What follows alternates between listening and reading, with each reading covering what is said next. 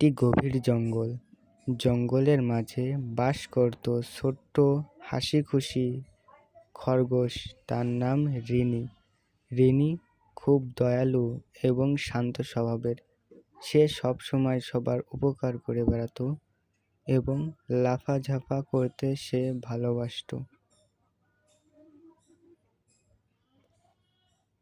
একদিন সকালে বনের সকল প্রাণী দেখল তাদের ফুল বাগানে ফুল উধাও হয়ে গিয়েছে। এই সমাধান কিভাবে করবে? তখন রিনি এলো। বাবুই পাখি গাছের ডাল থেকে এসে বলল, রিনি বন্ধু, আমাদের ফুলগুলো কোথাও যেন হারিয়ে গিয়েছে, এখন আমরা কি করব?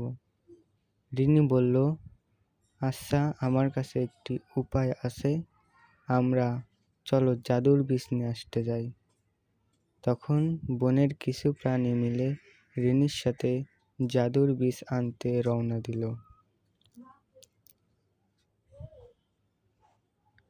বনের পরে বন পেরিয়ে তারা যেতে লাগলো জাদুর বীজের সন্ধানে।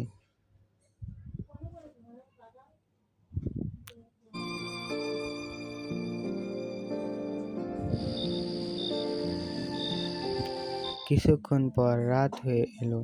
বাবুই পাখিটি বলল, আজকে এখানেই বিশ্রাম করি, কালকে সকালে আবার যাওয়া হবে। রিনি বলল, আচ্ছা ঠিক আছে।